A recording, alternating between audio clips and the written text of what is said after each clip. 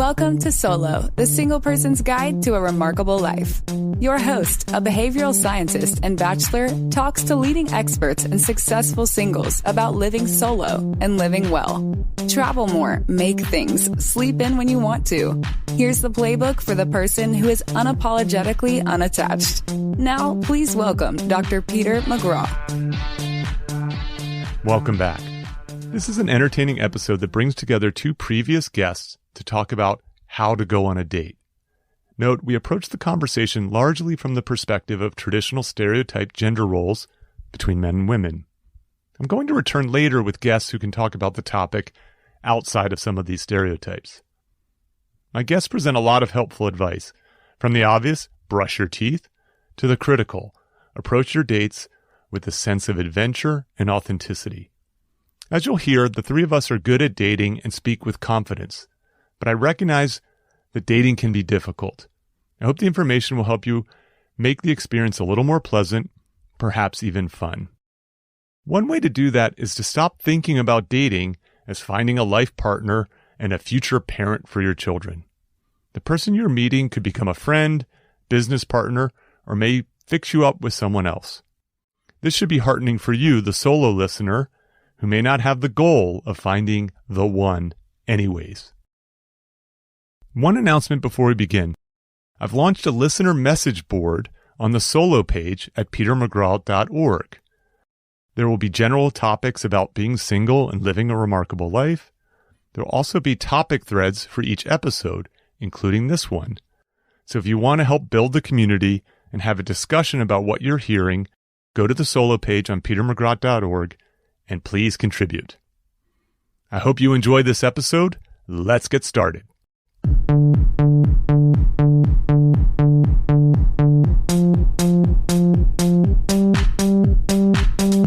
Welcome to Solo, the single person's guide to a remarkable life. I'm Peter McGraw. Today's guest co-host is Jill Cohen. Jill grew up in Miami, attended Emory University, received a master's in English from the University of Colorado, and resided in Boulder for many years, which is where I met her. As a traveling ER nurse, she's worked in Colorado, Wyoming, California, Florida, and Australia. She joins us now from Truckee, California, where she recently started working as a nurse for a virtual medical team. You may recognize her as a guest on episode 10, What Makes a Life Remarkable. Welcome, Jill. Thank you. Today's guest is Daliya Karnofsky. Daliya is a comedian, performer, and dating coach. She works privately with clients on everything from online dating profiles to breaking up and moving on.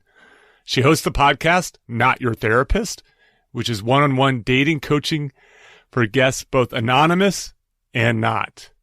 She's the co-creator and co-host of the live show, All My Single Friends, which is half comedy show, half live dating app in Los Angeles.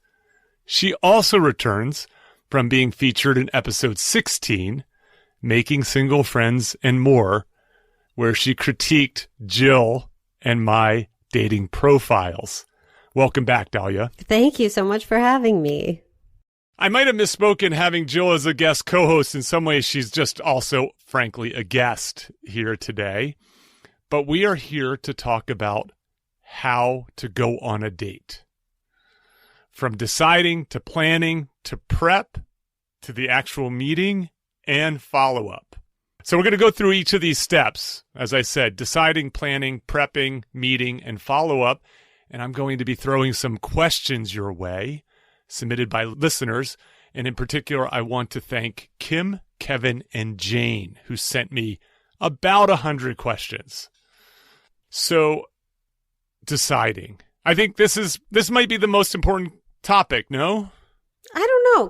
Can you clarify what you mean by deciding to go on a date? Yeah, do I want to ask this person? Do I want to say yes to a request for a date? I'm going to have to disagree with you. You know what, Daliya? Right off the bat. That's why you're on. Tell me why. Because dating is a numbers game, and I don't know how much work you're doing in your head before deciding to go on one date, but it's one date. Just go. Just ask. Just go. You'll find out real quick if it's not the person for you. But there's nothing to be gained by staying home it's 2 hours of your life. You don't have to go for the whole day. You don't have to sign up for a week, but going on one date, that's not a big decision. I would say there's another category. It's like deciding to engage in the dating world. So there's like the big category and then the small category of individual dates. So on one hand, Daliya, I totally agree with you. I think you're never going to know unless you actually go. On the other hand, though, I had a very empowering experience recently. Mm-hmm. Recently, God, it was like a year ago or something. But I think I have like a story for everything, so I'll try to keep them short. But there was a guy who I matched with on Bumble, I think, and we talked on the phone. We were going to go on a date that night. We talked on the phone. He was a physician, and he proceeded to tell me a story. Somehow we were talking about our work because I'm a nurse. He's a doctor. And he proceeded to tell me a story about how he yelled at a tech who was working for him. Yelled at this person because they didn't do something right. And he started laughing and he said, isn't that funny? Isn't that hilarious? And my response was, as the person who sometimes gets yelled at because I'm the nurse, and also just as like a human being with a modicum of decency and kindness, no, I don't think it's funny at all. And it was very empowering in that moment for me after initially saying, yeah, sure, let's go out, to then say, you know what? I don't think so. I'm going to skip it. Thanks for asking, but I'm going to skip it. And so I think, on one hand, yeah, go for it, try it, meet people, you never know. On the other hand, if you get a bad feeling about something, it's your life, it's your choice. You don't have to go out with anybody. Well, absolutely not. No, I would agree with that. And I think what I should have said, well, no, I agree with what I said, but I do think, and I know we're ignoring the COVID dating right now, but one interesting thing I think that's come out of it is people doing these FaceTime dates or phone calls first. And it's meaning they don't have to go out for a whole evening, so because people aren't, that's a much bigger commitment now, health-wise and everything.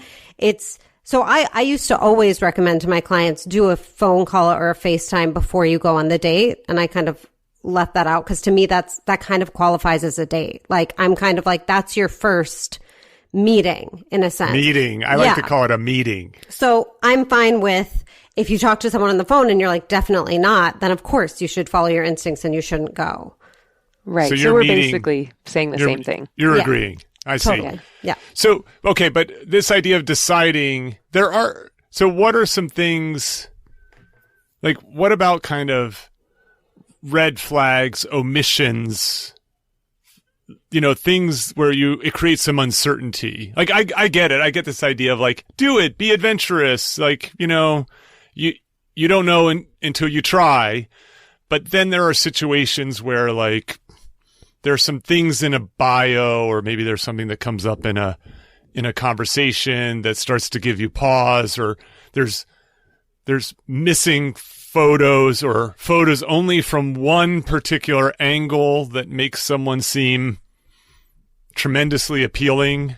And so those that kind of stuff, making those decisions, I think can matter. No, if as soon as you walk into a room and you just go, okay, this is not a right fit for me. Yeah, and that's where I think the preliminary call or FaceTime is great, is that it prevents you from having to walk into that room. And so for people who are a little more cautious or busy or whatever it is, they can do that, especially if it's a photo concern. FaceTime is great for that. If it's a phone call, you can always ask questions about those things that gave you pause, and you can, prod a little bit and get some more information. You'll see a theme with me, which is that like I err on the positive side of things, and rather than looking for red flags, I encourage people to look for green flags. So I think we are very conditioned to look for red flags. And I also think the term red flag has gotten totally overused and blown out of proportion. Like, to me, red flag is, yes, someone who's bragging about yelling at, someone who works for them. Red flag would be alcohol problem, Yes. bad temper, misogynistic, something along those lines. But something like, well, he has roommates, or, he likes this band that I don't really, Yes, and people love to just be like, that's a red flag. And I'm like, that is not a red flag. But let's separate those two things, because we all know couples get together all the time who have nothing in common, who disagree about everything, who have different musical tastes. So like, I think there's a point with online dating where we get too micro and we start looking at all those things. And yes, be looking for if they're a good person.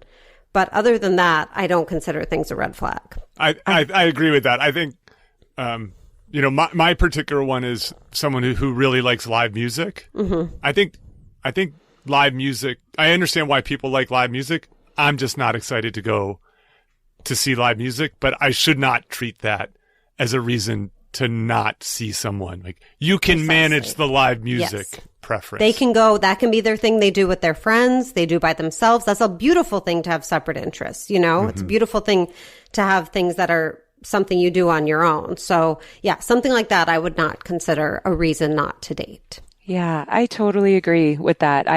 I do Lindy Hop dance, which is like a vintage era swing dance. It's a niche hobby for sure. For sure. I have rarely dated someone who does Lindy Hop, but it has been so great. There was one guy I dated who would come to a performance if I was having a performance. Totally. And that was wonderful. And it was great for our relationship, because then he'd see me up there doing my thing. And it was something that he could be proud of me for, and something I could show him. And then he did other stuff that I wasn't into, but I was supportive of him. So it was a really nice thing for us to have our separate interests. And the other thing you said, Daliya, that I think was great was that you can ask about certain things. Mm-hmm. If you see something, don't necessarily write the person off, because sometimes people make typos. It could be as simple as that. It was hilarious. I became friends with the guy who I met on Bumble. We didn't wind up dating, but he had on one of his fill in the blank things something to the effect of like, have and want more for kids. And I was like, that doesn't seem congruent with anything else in his profile, but let me just ask him. And so I did. I on one of my text messages, I said, hey, can I ask you something about your profile? And he wrote me back. He said, oh my gosh, I must have been drunk when I filled this out. Like, joking around. He's like, I definitely don't have kids. Wow. I definitely don't want them. I was like, oh, good. Great. We can proceed then. So that's such a great example. I think people do that so much. And it's also like, most people are not good at writing profiles and not good at picking pictures. Like, that's not a natural skill that normal people are good at. That's like something, probably someone who's really good at that is not necessarily someone you would want to date too, except for me, of course. But I think it's a great point. If you see something, you're like, that's weird. Like, why would you not give them the benefit of the doubt and ask the question?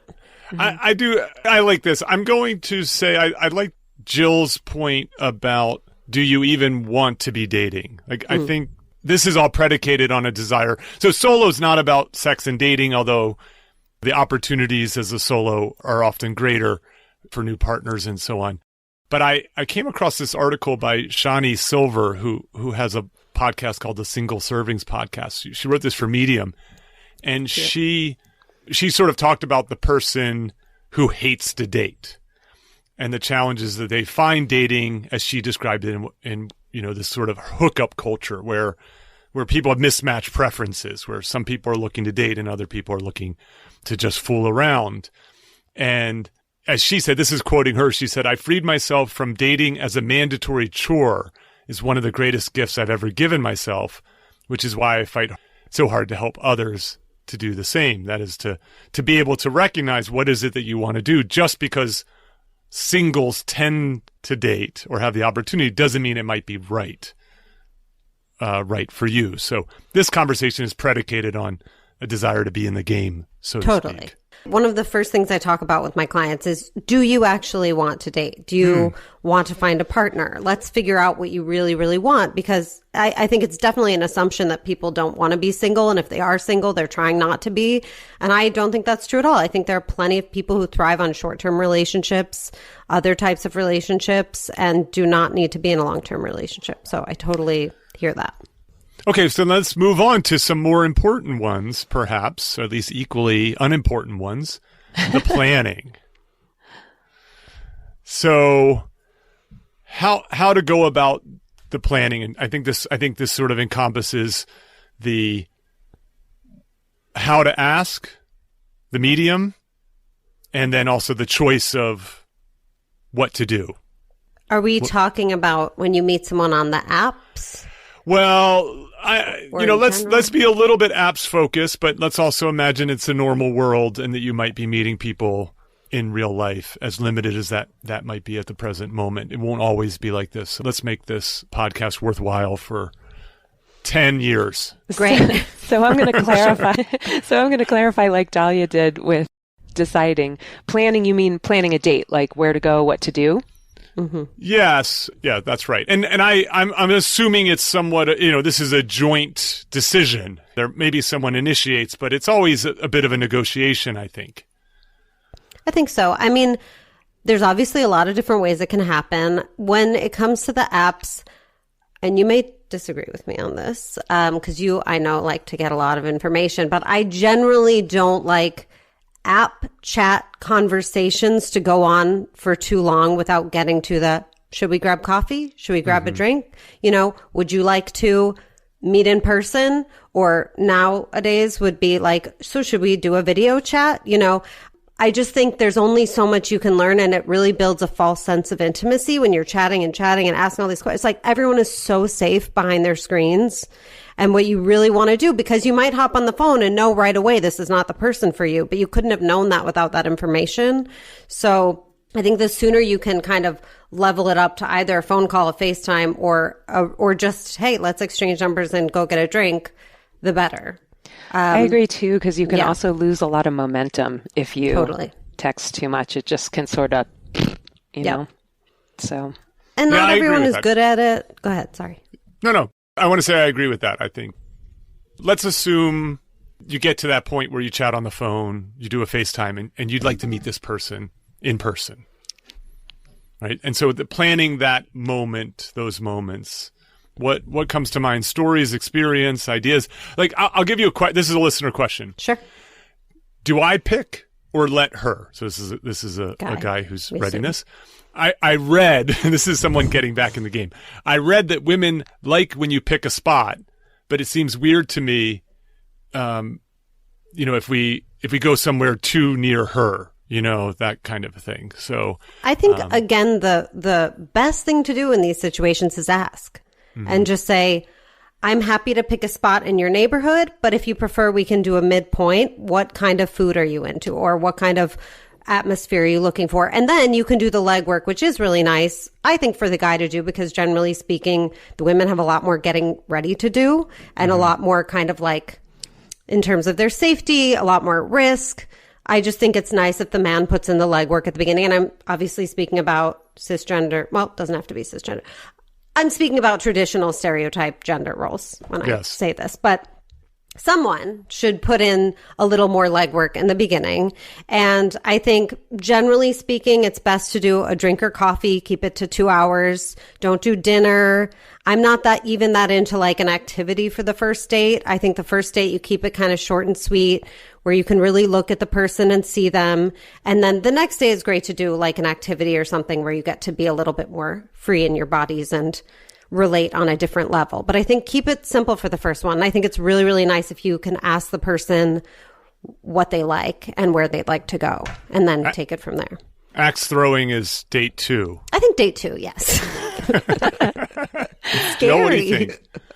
So it's so funny when I think this has evolved. And earlier in my dating life, like in the 2000s, we didn't know that, it's probably a good idea to just go get coffee, as opposed to planning some big thing for the first date. So I think, there was one date I went on that we, decided to go do karaoke for the first date, which is such a bad idea for a first date that it wound up being amazing.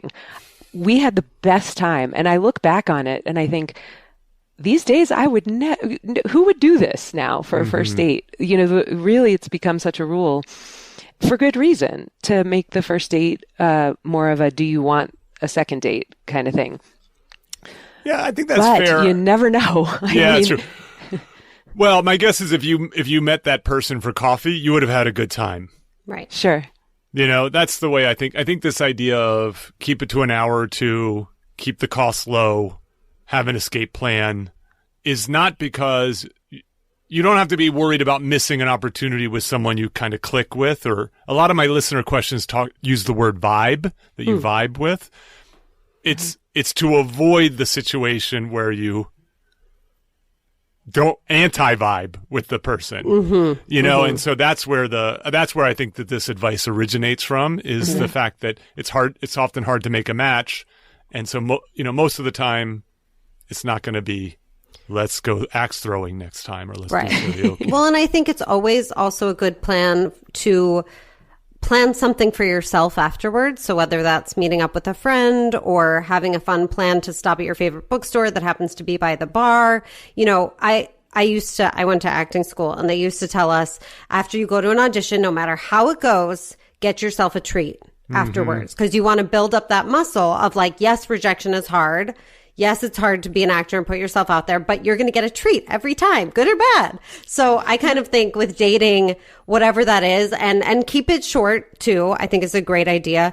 A lot of times, people will be like, I had the best first date. It went on for 7 hours. We went here and we went there. We went there. It was the best date of my life. And then they never hear from the person again.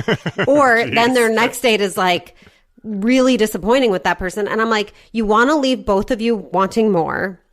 You want to seem like you have something else to do, not in like a fake way, but it's just like, I don't have 6 hours to give a person I just met. It's a lovely romantic idea, but you'll get a little burnt out and you'll feel weird about it after. So if you're just like, I'm going to give myself something to do after, so I have to go, I think you're setting yourself up for a better experience. So we all agree.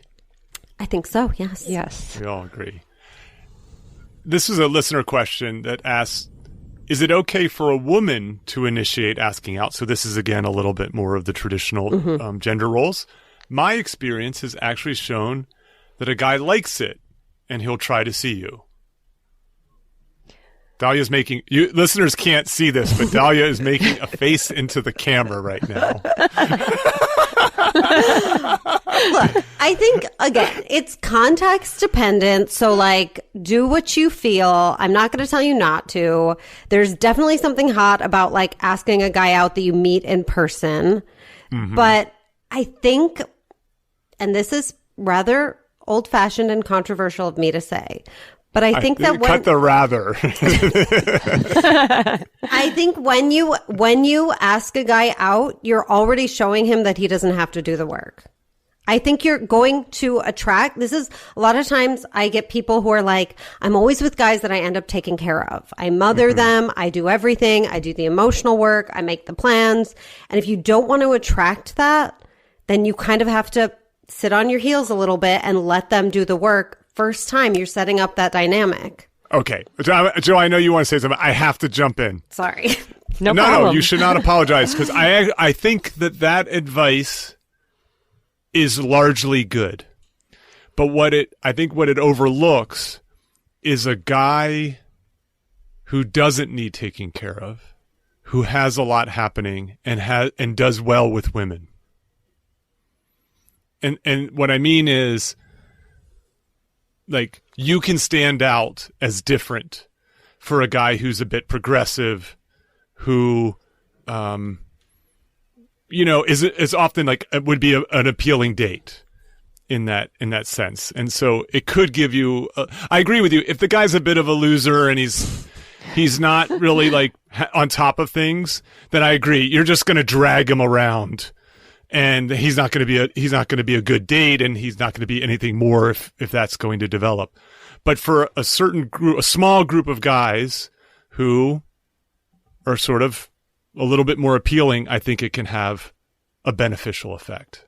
I would agree. I would totally agree. I think if there's a guy who's totally career driven, not really thinking about dating or whatever it is, I would never say don't do it. But I would say if you've noticed that that's your pattern and you're always ending up with people that you end up doing all the work, there's a reason, and you want to see if you can get someone to put in the work for you. I mean, it's also fine if you ask them out the first time and then they pick up after that. Yes. I'm fine with that. But you should just be paying attention to how much effort is being put in on both sides, is what I'm saying. Yeah, I'm just I say this because I see it a lot. I see it with friends, and I've seen it in my own personal life, where if you're sometimes if you're a little too defensive, you can miss an opportunity with a really appealing partner. Mm-hmm. What do you mean by defensive? Like, I think what happens a lot of times, especially if you're an appealing person yourself, is you get a lot of inbound offers. Mm-hmm. There's a lot of texts, there's a lot of likes, there's a lot of swipe rights, there's a lot of phone number asking and all those kinds of things. And so then there's a tendency to sort of put a wall up and to play a lot of defense and to be like, okay, you really need to impress me. You really need to stand out. And I think that makes sense for the 95% of those inbound things. But the issue is the 5% that you want is often someone who's equally appealing on the male side of things. And that guy, again, we're talking traditional, and we should be careful about that because actually I think this works. So do I, yeah. It doesn't matter if you're heterosexual or homosexual.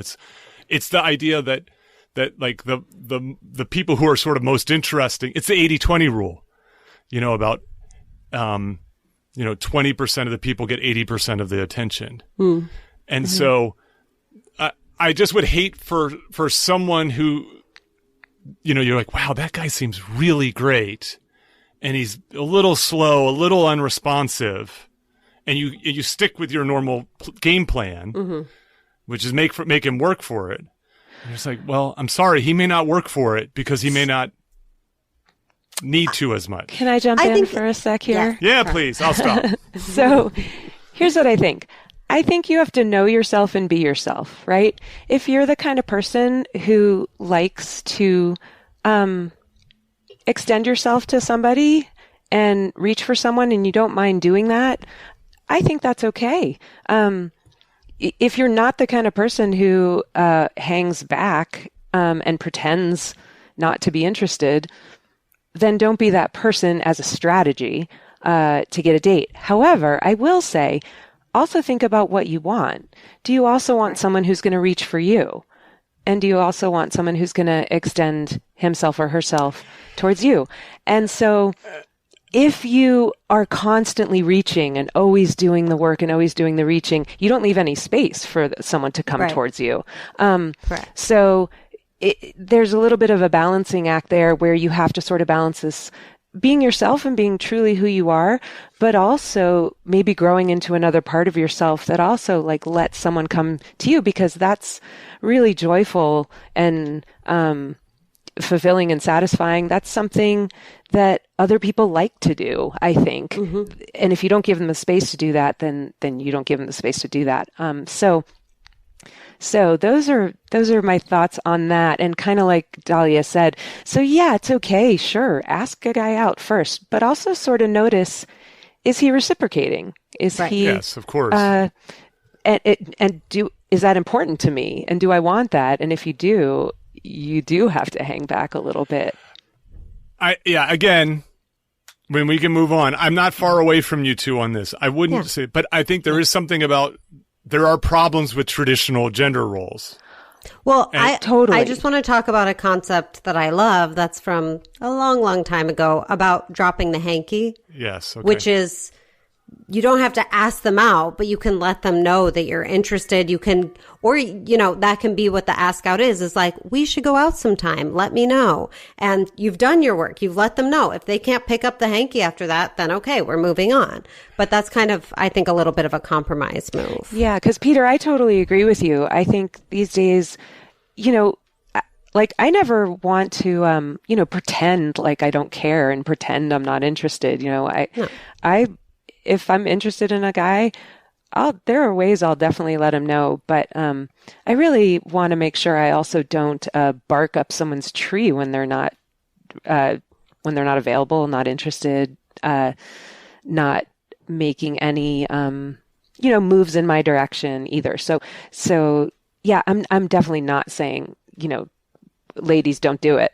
And of course, I'm talking in traditional gender roles here. I guess this would be for anybody. I'm not saying don't do it. I would say go for it, give it a try. But also, if you want someone to,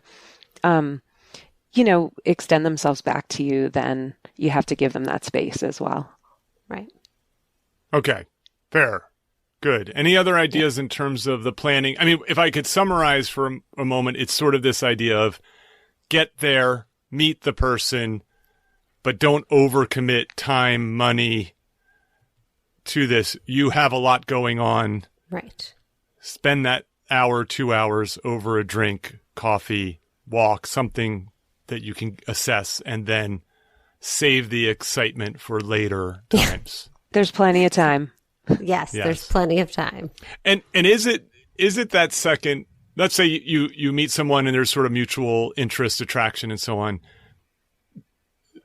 For the two of you, is there more, like, is dinner fine the next time? Should you, is it okay to go a little bit bigger, a little more special, a little more fun, have some adventure? I think activity is great for second time. And activity doesn't have to mean like karaoke or like wild bungee jumping, something where, because if you just go straight to dinner, it's like you just spent 2 hours sitting across from each other. Now you're going to spend 3 hours sitting across from each other. Like, even if you just go to a movie and then get a drink after, so you have the movie to talk about, it's like something to just like change it up a little, because it's just a lot of pressure, especially if you had a good first date, which I'm assuming you had a pretty good one. If you're going on a second date, you're already putting pressure on that second date. I actually think second dates are the hardest, because then we have this expectation, but we're not yet comfortable. And we're still sussing this person out. So I think second date, if you give yourself something to do that might still require a little bit of physicality or just take you both out of your comfort zone a little. I'm watching this dating show on Netflix where their second date, they went rollerblading and they were both falling down all over the place. They were catching each other and helping each other and laughing. And it's like, you can't help but create this, vibe with another person when you kind of go through this experience together. So, and then when someone like breaks their arm, you get to see how the other person is in a crisis in the ER. Exactly. I am 6'5". I will not go on roller skating or Probably skating smart. dates Probably ever. Smart. Your center of gravity is way too high. It's only risk, very little reward there. So prepping for it, and I'm thinking the actual preparation. So you've set the date. It's agreed upon, and then there's some period of time before it happens. Anything as you think about preparing for it? I have some topics and things, but I just want to get your off the cuff reactions. I would say number one is make sure you have some time before the date to decompress and let go of wherever you're coming from. A lot of times people cram in a date right after work. Give yourself at least like 20 minutes. You can sit in your car. You can walk around the block. Change your clothes. Change your feeling. Like, you want it to feel fun. You want it to feel like not a chore. You want it to feel different from work or something else that you did that day. You're not getting lunch with a friend. So I think, like play your favorite music. Have half a glass of wine. Don't go overboard. But like, pick your favorite outfit. I used to have the same outfit that I would wear on every single first date just because I knew it looked good. I didn't have to worry about it. I always felt good. It was like I was putting on it was like time for the show. I'm putting on my costume. It's like a costume, yeah. Yeah. And it put me in a certain headspace and I was like, it's time. And, just have what was the outfit? It was a little floofy mini skirt and a little kind of crop top, not too short, but like long sleeved crop top. So you just show a tiny bit of midriff just to be like, hello, I'm here. And then a boot, just a boot because I'm short, little heel. But it was like flirty, fun, feminine. It wasn't how I dressed in my everyday. It wasn't like jeans that I wear out with my friends. It was like, I'm putting in the effort for you, which I think is really important to show someone. I care about it. I'm in a good mood. And I would make sure I had enough time to kind of like decompress and get in a good headspace because, you don't want to bring all that. I bet you got a lot of second dates, Daliya. I did. Well, this is green light Daliya. That's right. That's right. I love them. I was going on like 6 dates a week at one point. I was having a blast. Wow. Oh, that poor outfit was. I know. I still have that shirt just as like a memento. I can't even. It's like worn out. I can't even wear it, but I still have it in my drawer. You gotta frame it. Like single life. Daliya's dating Hall of Fame. Yes. It's true. Well, I think the dress, I think is a good note, Daliya. I have a friend who he never drives to a date. He always takes Uber. Smart. And he's in LA, and his rationale is, besides the fact that he might have a drink or two, is he wants to arrive relaxed. And when you're a passenger in an Uber, it's typically more relaxing than driving yourself, finding parking, and all of those things. And so I think that creates the kind of right headspace. Yes, absolutely. Yeah, I was going to say that's a perfect segue, because I was going to say definitely eliminate things that will make you feel self-conscious or uncomfortable. Mm-hmm. Like, for example, if having hairy legs makes you uncomfortable, make sure you've taken care of that before you go. Get rid of the unsightly hair so that when you're in the company of that person, you feel confident. Yeah. So, an outfit that you look nice in, or like a grooming thing or whatever that you you're not going to feel insecure or unattractive or lacking confidence. So take care of that before you go, so that you can just go and enjoy the date. I'll give you one. Yeah. And this is, I like to get to wherever we're going early, and I stake out good seats. That's great. I love, speaking of typical gender roles, I love when the man does that, because it shows that he cares and he's putting the effort in, and then the woman gets to have her arrival, or whoever it is gets to have their arrival. I also think the crop top has arrived. The crop top has arrived, everyone. Woo!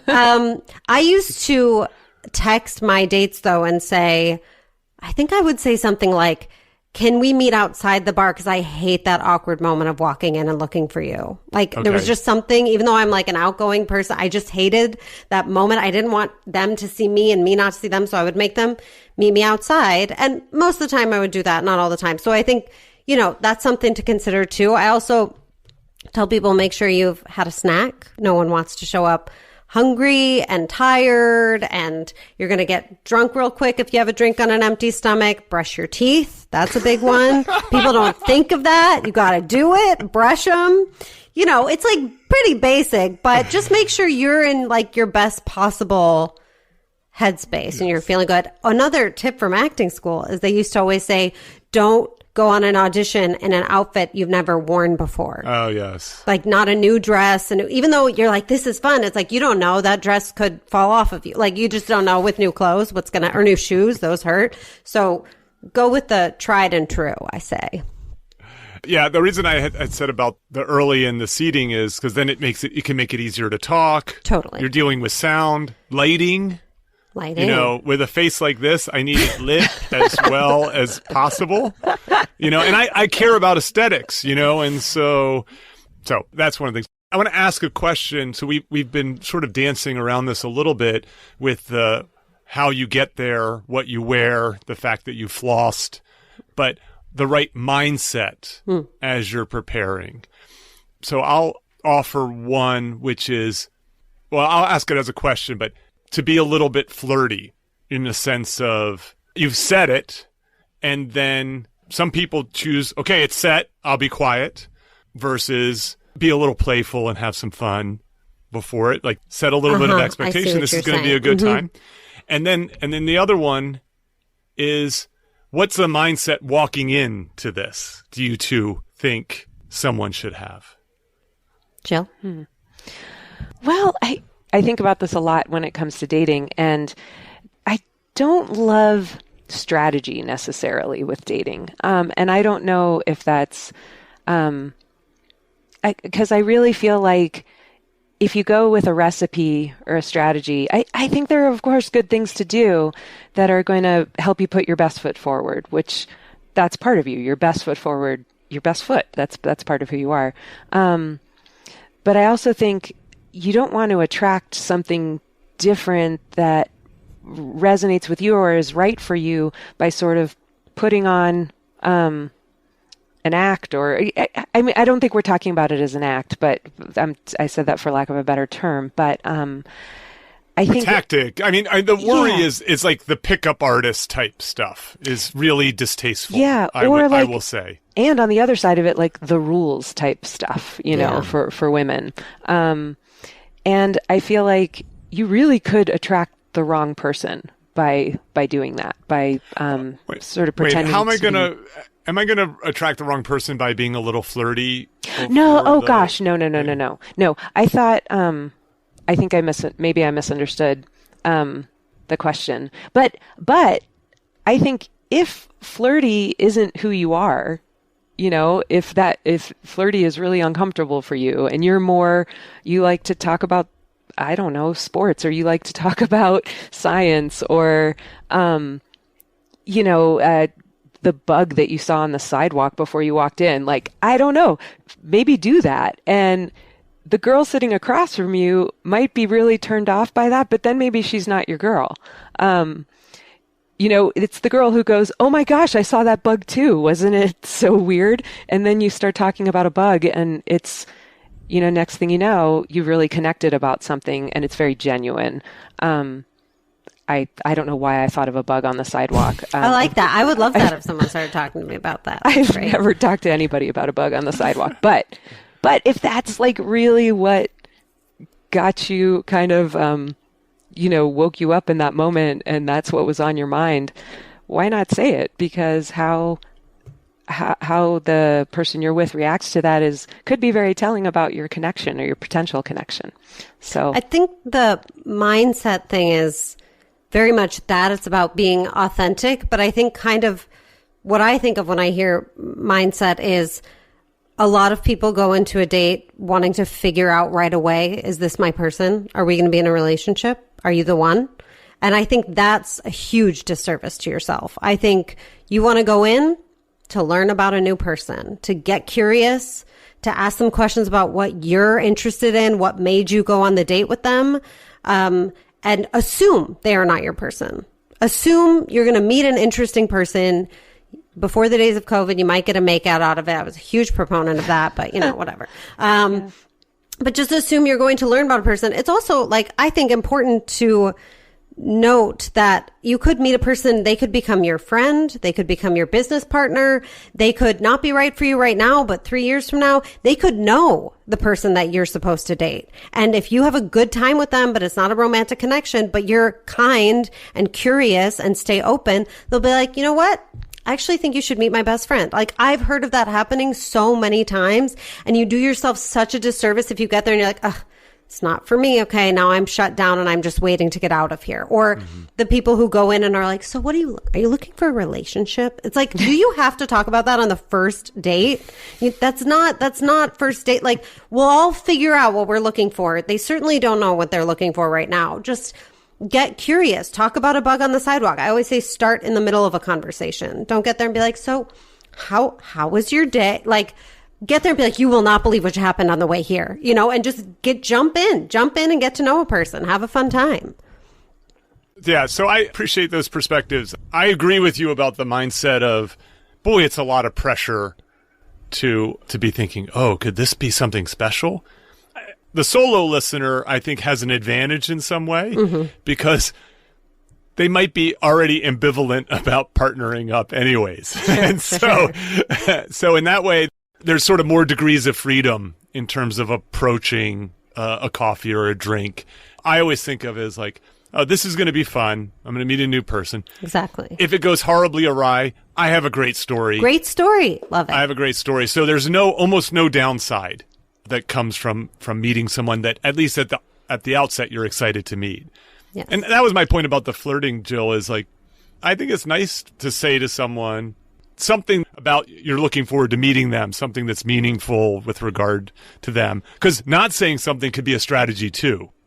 You know, so I think that's to your point about being authentic. Like, if it's in your nature to do that, then it seems okay, I guess.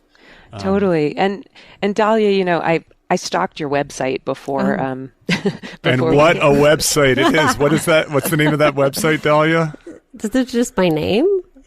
Daliya Karnofsky? I think it is DaliyaKarnofsky.com or something like that. Yes. I'm not sure, but I looked at it, and I have to say that something I really loved about it was that how often you mention fun.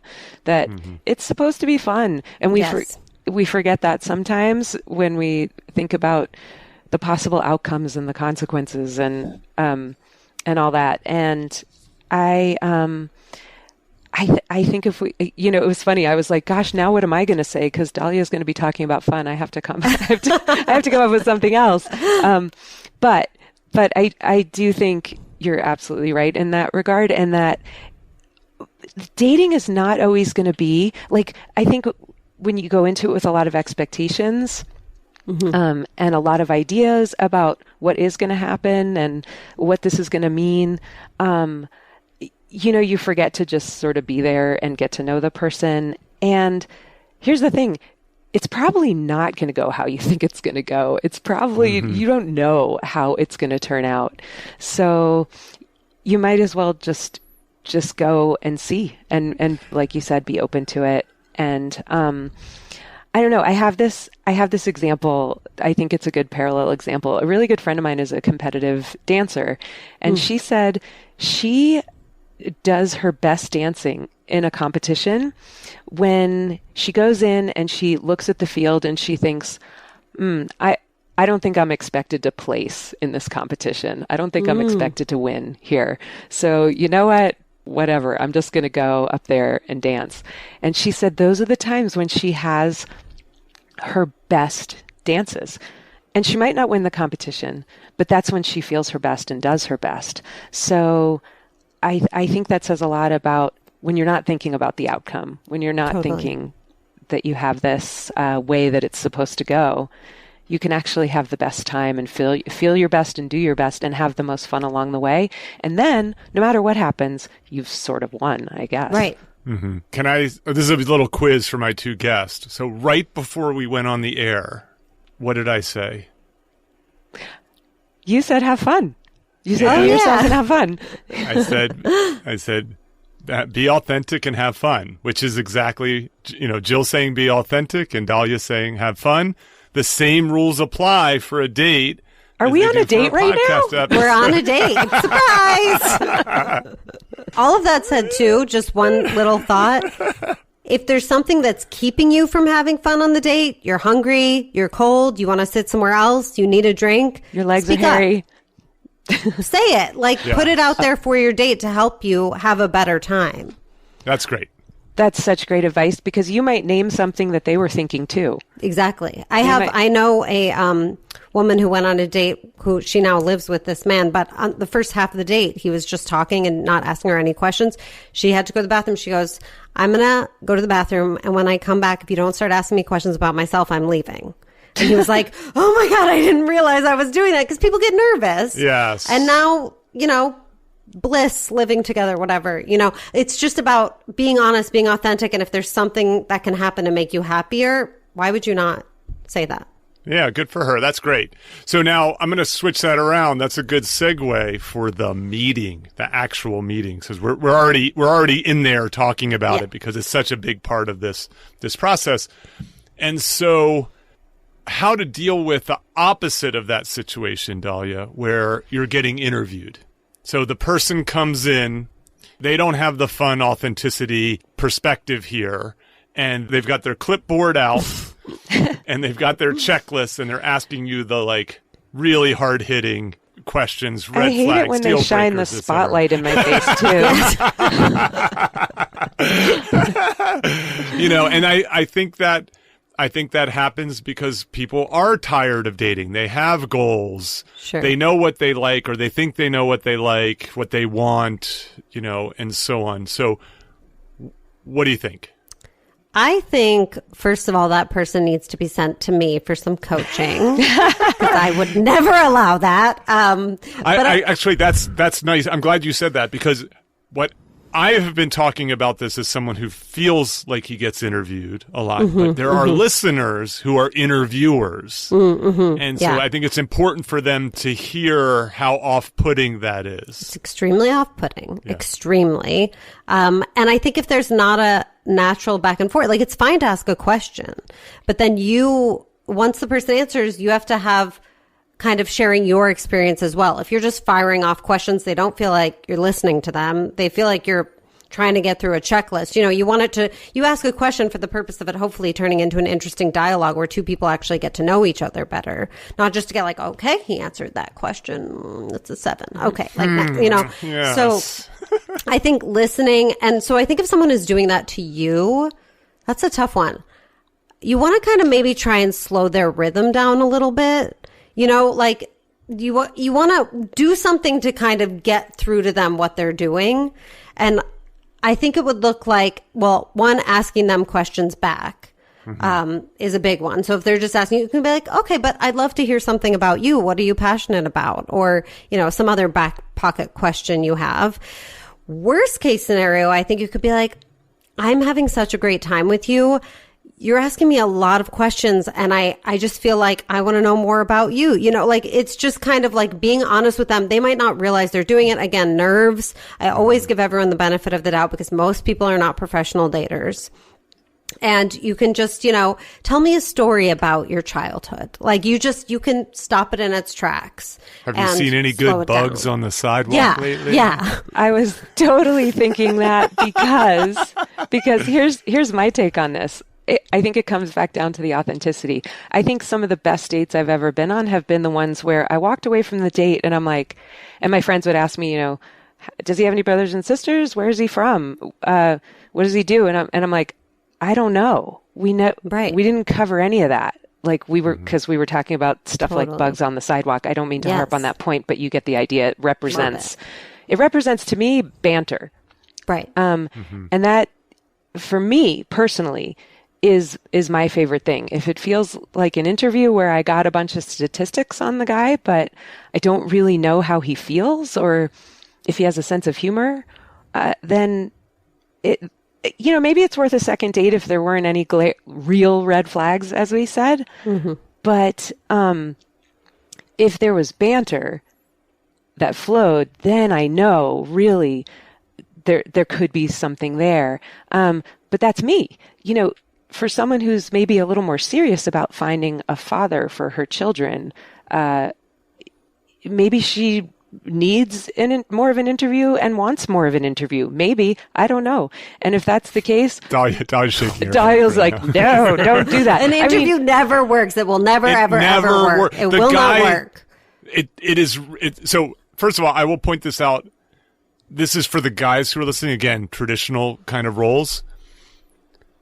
Guys, you cannot just do all the talking and not contribute and ask. Because there's a lot of men out there who are like, I love it. You know what I mean? Just keep them coming. You know what I mean? Keep these questions coming. They love when the women are just asking them questions. They do in that way. And so that contributes, I think, a little bit to that. It's not, and I think it's not right because the woman walks away and she goes, he doesn't care about me. He's not interested in me. You know what I mean? So I think this idea of banter and fun and flirt and the middle of the conversation is a very nice way to put this. But your point about, you were shaking your head about the father of your children thing, Daliya. Well, because also like a person you just met, if you say, so are you looking for a relationship in your future? They're going to say, oh yeah, yes. Is that going to give you any information? No, it is not. Anyone you interview with those type of questions early on, they can say whatever you want to hear. And then you're going to be so shocked when it turns out not to be true. I have a client who false paraded this all the time. She's always like, he said he was looking for a love and a wife and he wants to have kids right away. And then guess what? After 3 dates, he's not interested. And he says, I think you're just at a different place in your life than I am. And I'm not really looking for a kid. And she's like, but he said on the first date. I'm like, because they know what you want to hear and they're just trying to get the answers right. So you're never going to get the information you need from that kind of interview. That is going to come out in little hints throughout the relationship, and you're eventually going to have a real conversation if you need to. But like your first date, just find out what they care about, what they're passionate about, and if you like hanging out with them. I think that's a fair point. First of all, I don't like it when people lie or misrepresent. And it's in some ways, it's not an outright lie. No, it's not. What it is, and this is a problem with the apps, and it's a problem with these conversations more generally, is you say to someone, so what do you want? The honest answer is, well, it depends. Right, exactly. Right? Like, exactly. I could want the full boat. Yep. Or I could want some friends with benefits, Sure. a couple dates, and a heavy makeout session. It could be, this is it. The next 45 minutes is all I want. You know what I mean? I don't even want that. Yeah, totally. So the honest answer is, well, it depends on how much we click and what's going on and how busy I am with work and what, you know what I mean? And whether there's a global pandemic and, and so on. And yet everybody, the apps are like, got to decide. Yeah. Do you want this, or this? But really it should be, well, you could check all of these things. Like, I might want something casual. I might want something serious. I think we should just always assume it depends. It depends if you're a match. And that will determine what they want with you. I want casual, and then 3 months from now, it might become more than casual. Exactly. But that's a tough, I like when people are honest. It'd be nice to have more of that where someone says, right now I'd like something casual, but almost all of my relationships started off casual. It takes 2 or 3 months for me to decide that I want to be exclusive with someone. Totally. I want someone to be a traditional girlfriend or boyfriend or whatever that might be. Yeah, no, like I said, for me personally, the most important thing to me is, do I enjoy this person's company? Do I like what they say and how they think and how they behave? And everything, I completely agree. Everything depends on that for me. Mm-hmm. I just wonder, though, if there are perhaps a segment of the population who they don't even want, and I don't know if they're shooting themselves in the foot, and this is something maybe they'll evolve to over lots of disappointment in dating from doing the interview and not getting what they want. But my gosh, if that's where that person is at, I don't know if there's any changing it except through their own series of unsuccessful experiences. Well, then they need to go to a sperm bank where you can look up all of those answers. Right. They're all written down for you. You can get, it's like any information you could get from a sperm bank should not be questions on a first date. Oh my God, that's so good. Words to live by. That's so good. That's it.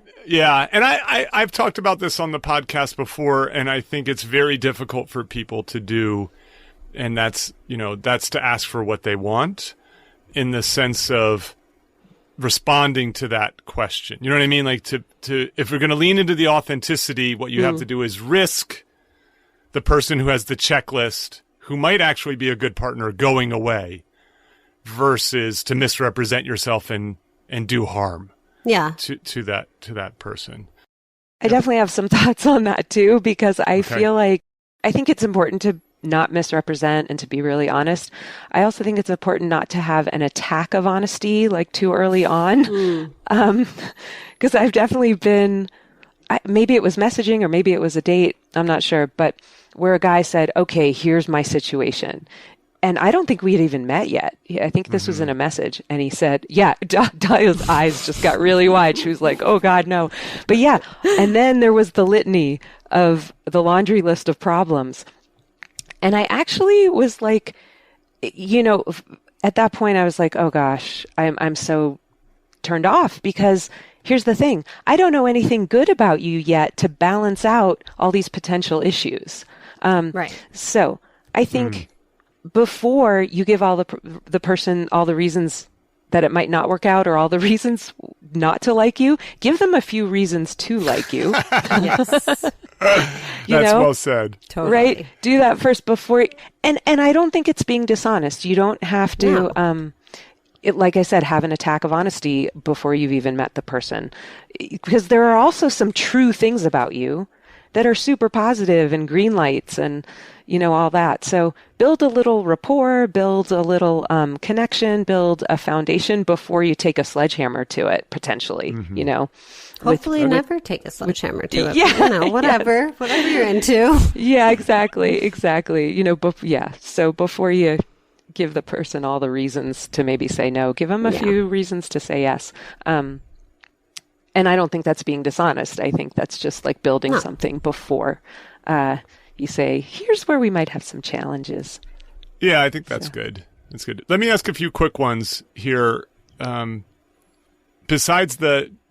So Daliya very eloquently said, if you could find out about it at a sperm bank, donor profile, is there anything else to not talk about on a date? I would say my number one that people do all the time because they're nervous and they default to it is talking about dating on your date. How's the apps for you? Do you do this a lot? What was your worst first date? What's your most embarrassing date? How long have you been dating? Tell me about your past relationships. Why would you ever talk about that on a first date? That is like ultimate friend zone. It is not sexy. It is not interesting. It does not matter.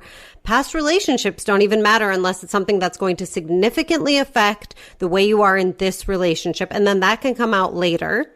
But on a first date to talk about dating makes absolutely no sense to me. That's what I'll say. I totally agree. Because when they're like, so what have your nightmare dates been? I'm like, I don't know, maybe this one. Yeah, exactly. Do you have nothing else to ask me about? It's like, I understand. We know we both have that in common. We are both dating and I have nothing else to talk about. So, but just don't. Just ask them about the bug they saw on the sidewalk. That's great. Thank you. Is there anything else that comes to mind? I'm not don't talk about politics or don't talk about religion. Like, if those things are important in your life, authenticity, talk about them, Mm-hmm. Okay. I'm not I don't have really don't talk abouts except for what I just said. Yeah, that's great. What about the wrapping the date up? So a listener asked, I know this is a stupid question, but I literally turned down a lunch date with a guy who was adorable because I was so stressed out over thinking about how to handle the moment the check came to the table. Not that I don't want to pay, it's just awkward. Well, I have some thoughts, but you're both not going to like them, so... I already know it. I know what Dalia's thoughts are. Jill, do you know what her thoughts are? No, I have no ESP or mind reading abilities. Guy pays. The guy picks pays. Up the check. And the woman shouldn't even do the reach because I think it's fake, and they know it's fake. Unless, my exception to that is if you know you don't like the guy or you're not into him in that way, then it's a very clear signal when you offer to split that it's platonic for you. For most women. Now, there are some that insist on being equals, air quotes, and paying because that's who they are, and that's fine. That's fine if that's your thing. But I just think women put in so much financially in so many other ways. There's also still a huge pay gap, and I call it the paternity tax. Patriarchy tax, not paternity tax. Patriarchy tax. Sorry, this is where we're at. I put my safety and security at risk. And unless you're a woman who really that grinds your gears, I think you should let the man pay. And then on the second or third date, you can be like, would you like to split it? Or let's say you go to another bar, you can be like, I'll get this round. Or if you get coffee after lunch, you can be like, I'll get the coffee. That's nice. But that's my stance. So Daliya, you think I'm going to disagree with you. I'm not going to disagree, but I'm going to disagree with the reasoning. Okay. Huh. So without getting into the economics of the pay gap and all those things or any of this stuff, I go by the thing is I ask, I pay. And the reason I do that is because it's just the norm. I like that. And so why fight against this current?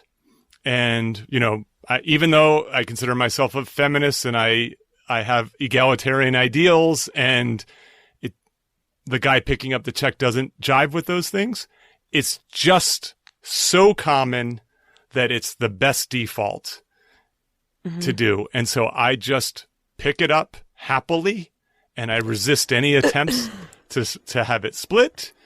But I won't if we go somewhere else and the person says, oh, let me buy a drink or something like that. You know what I mean? I might resist a little bit, but I'm not going to put someone out who's being authentic. Right. So I come to the same conclusion as you, but for wildly different reasons. I'm into your reasons too. I'm into all reasons for this. Yeah. So Jill, you going to go against the grain? No. So for me personally, I have to say, and this is traditional, but I love feeling female, and I love it when a man kind of feels like the man, and I feel like there's going to be a lot of people who don't like that, but that's how I feel. I love that feeling of being, I don't know, taken out by the man, particularly on the first date. I just think that's really a nice, like, masculine, feminine thing. And I enjoy it. And I'm a woman who takes care of myself. I mean, I have been independent and supporting myself for years and years and years. And yet I still love it when a guy takes me out on a date. That being said, if that's not you, if you have a different slant on it, I think for that woman who wrote you that email, she can always ask, like, nothing dispels awkwardness like saying, hey, this is awkward, right? So if she's feeling awkward, I think a great thing for her to do in that moment is to say, like, oh my gosh, here's the awkward moment where the check comes and I never know what to do. Just kind of diffuse the bomb by saying something about it. And then you learn something about the guy. Then you're being yourself, and you learn something about the guy by how he reacts. And, maybe he says, you know what? I get it. I hear you, but I would love to take you out. So is it okay if I pay for it and you want to pay for the next one? Or we can talk about it the next time it comes up. But gosh, that feels really sad to have it be a reason not to go on a date at all. Yeah. But I think it's illustrative because my guess is the three of us are pretty good at this. Yeah. And I think a lot of people aren't pretty good at it. True. And so it's a really fraught process. I mean, it's why I'm doing this podcast. I was going to say that's why we're here. It's so that someone who feels more uncomfortable with it can listen to this and be like, oh, maybe I can just say something when that moment comes. Well, but Peter, I just love what you said about, because then you can apply to non-gender stereotypes that whoever does the asking, whoever has the request is saying, I would like to take you out. And I think that's a beautiful way to look at it. Yes. I ask, I pay. I totally agree. Like if I've asked a guy out and the bill comes, I look at him and I say, this was my stupid idea. Can I pay for it? I will give you one exception to this. And it was a woman who, it started off a little bit casually, but we ended up dating for over a year. And I remember this distinctly. We went out to, it was like a Thai restaurant in her neighborhood, and it was our first or second. It was early. It could have been our third, maybe, but not even that early, I think. The bill came, check came. I went to pick it up, and she offered, and I said, no. And she goes, really? She goes, if you don't split this with me, it will be a problem. Some people have that. I think that's fair. And it was and that was for our entire relationship. Wow. We would split a check or we would alternate. I mean, and she even at one point like treated me to a weekend away in a boutique hotel. And I have to tell you, it was refreshing.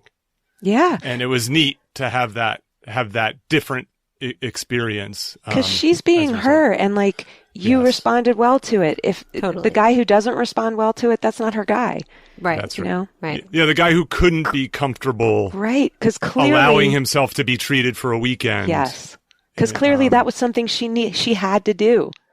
She felt very strongly about that. She said something to you, and what I love about that too is that she risked it. She risked saying something to be true to who she is. Mm-hmm. Because you might not have reacted well to it, and then she risked losing you, but she was true to who she was, and it went well because you were open to it. So I think that's really cool. That's a nice exception.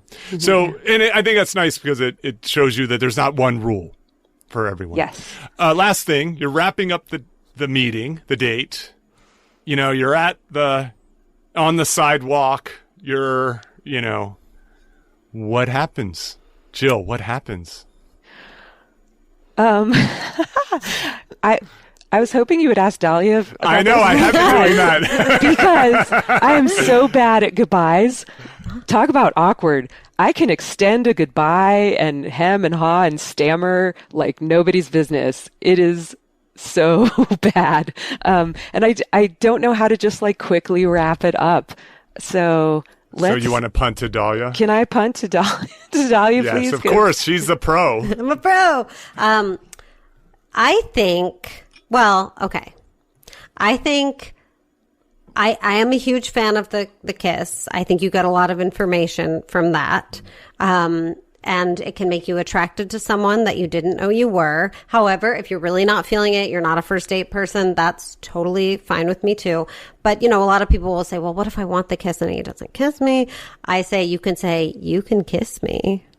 Which is kind of hot. Or if you would like to kiss and you're not sure if you should, you can always say, can I kiss you? Which is a beautiful thing to do. Yes. I think it's really nice to make sure whoever needs it, that they're safe, that they're getting in their Uber. You say, text me when you get home. I think generally, and I work also with a matchmaking company, and so I work with, kind of very traditional gender roles a lot. So usually the rule for the girl, if she would like to go out again, is say, thank you so much. I had such a great time. I'd love to do it again. Let me know. Mm-hmm. Which is that dropping the hanky of like, I'm telling you yes, but I'm putting it in your court and you have to do something if you want. For guys or for whoever is initiating, I'll say, I really love to say, make a plan for the next date before even leaving. Like, oh, no. No? We're fighting. Okay. I mean, I think if you're clearly both into each other, and let's say she said something like, oh, I love getting tacos at this place. And you said, okay, we should do that on Wednesday. Or like, do you want to get tacos at that place you said on Wednesday? Like, there's something, because nowadays everyone is so wishy-washy and like, we should do this again sometime. We should hang out sometime. Yeah, you were cool. We should chill again sometime. It's like, if you can be the decisive, proactive person who's like, I like you so much that I'm willing to risk it, I think that says a lot. We're not fighting, but I want to offer some counters and some. And I know sometimes it puts people in an awkward position. So it's fair. That's the part I would say. If you're not comfortable doing that, if you're not sure how it went or whatever, then just, say goodnight. Thank you. Had such a great time. Text me when you get home. Let me know you're safe. Okay. All right. This is great. Especially because Jill's like, I don't know what to do. So she could watch us battle this out. So about the kissing thing, I think as a guy, I like the idea of asking.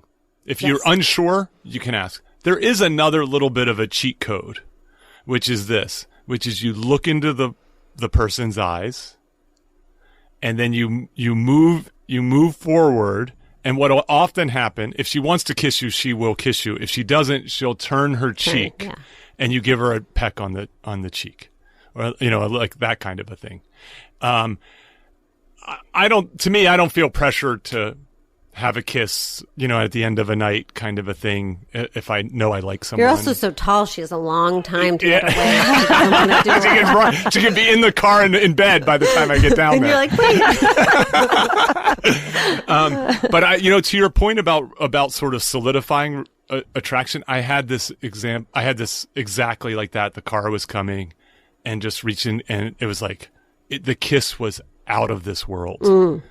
And ended up dating the woman, and she is an extraordinary kisser. You know what I mean? It was like one of the, and which is a matching process, right? Totally. Because everybody thinks they're a great kisser, and everybody's a good kisser if you match them up with the right person. But you don't know till you try. But the point about asking during, I prefer a cooling off period.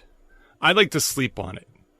That's fine. And I would say, as the person who asked, you should always thank them. Mm-hmm. So even if there's no intention of going out again, I think it's important to acknowledge that person. They took a risk. They spent their time. They got dressed up. They did all those things. And to send, just a text message typically, right, that just said, thanks so much for meeting last night. I enjoyed talking to you, or whatever that could be. I love that. And then if you don't want to go out again, full stop. Yep. Although you could say, Well, and this I say more for when people get asked out again and they're not interested. Yes. That you can say, I had such a great time with you. I didn't feel a romantic connection, but I wish you the best of luck. Because it's so much better than ghosting or giving some other excuse. 100%. I find that it's difficult. I think that it's, I feel like we've talked about this offline or in the previous one, but I think as the person who asked on the first date and sort of the expected person to ask again, I think it's awkward and maybe even mean to tell someone you're not going to ask them out again. Oh, no. Right. And so to me, it's like you say you had a nice time and then you just don't ask. Yes. Or you say you had a nice time and then you ask. And then it's up to that person to. And then if someone presses you, you just say, oh, it's not the right chemistry. Yeah. Mm-hmm. I think a cooling off period is fine. I just think if you do decide to do it, you want to be specific, you want to be proactive. You want to show them your enthusiasm a little bit. Of course. I agree with that. Yeah, I think it's important to be a good citizen of the dating world, because as a world where we influence each other and we create the I hate the word vibe, but we create the feeling. It comes up a lot. Yeah, we create the atmosphere. We're part of the group that makes the feeling, and I think it's easy to get frustrated because there are a lot of people who ghost and who aren't great citizens of the dating world, who lie, that kind of thing. And so I think particularly where this is concerned, it's a place where people can get really hurt or confused. So I think it's really nice to give someone clarity, especially if you can tell that they're interested in you and you're not interested. It's really nice, like you said, to say, thank you so much. It was really nice to meet you, but I don't see us as a match. So I don't think we should go out again. But thank you so much, And totally. That's all you have to say. And it just gives that person that bit of respect and kindness so that, because I really think you influence how that person feels. Like if you don't do that, then they get more frustrated and then they're less apt to behave like a good citizen of the dating world, and they'll just ghost people too. So I think we can bring up the level as opposed to keeping it low. And Jill, oh, sorry, go ahead. No. I was just going to say, Jill, that is like such a good parting thought. Yes. Oh, there. Really? It's such a great parting thought in terms of, I can't say it better myself, so can I let that stand? Yes. I love that. And Daliya, do you have a parting thought? Because I think we've covered the planning, the prep, the meeting, and we just covered the follow-up. So we've got through all of these steps that I had promised at the beginning of this. Anything you want to add to this wonderful idea that Jill just had? I think, in general, raising the dating karma is the way to go, and making other people feel better and assuming positive intent. And just remembering that this is a process and it takes a long time. And if you walked into a bar with 100 people in it, it's not even necessarily true that one of them would be the person you're going to date. So people who are trying to shortcut the process or make it results oriented, I talk a lot about this in my coaching, is just it has to be a process and you have to find a way for you to enjoy the process. So figure out how you can enjoy it, what can make it fun for you. If you need to take a break, and come back in with a positive attitude and expecting it to be a journey. And just every date you have is an opportunity for a great story, a business connection, a friendship, or, your partner, if that's what you're looking for. Yeah, I think that's well said. I think given the listenership here, there are some special considerations, which is not everybody might be on that track totally of 2.5 kids and a white picket fence and so on. But I think that everything that we've said is applicable to the solo dater, because none of what you're suggesting is specific to that person who's looking for the very traditional approach. So all the normal caveats with regard to recognizing the sort of kind of limited traditional sort of gender role stereotypes that we've dealt with here. I think I should follow this up at some point with a sort of more unconventional dating, how to date kind of podcast. I think that would be very useful. So I want to say thank you to both of you for your generous time, thoughts, ideas. And until next time, I'll say cheers and Thank you. Onwards. Yeah, thanks, Meredith. Thanks for having me back on the podcast. Cheers. Bye. Bye-bye. Right, bye. Thank you for listening to Solo, the single person's guide to a remarkable life. For more about our guests and show notes, go to petermcgraw.com. Please subscribe and share with your single friends.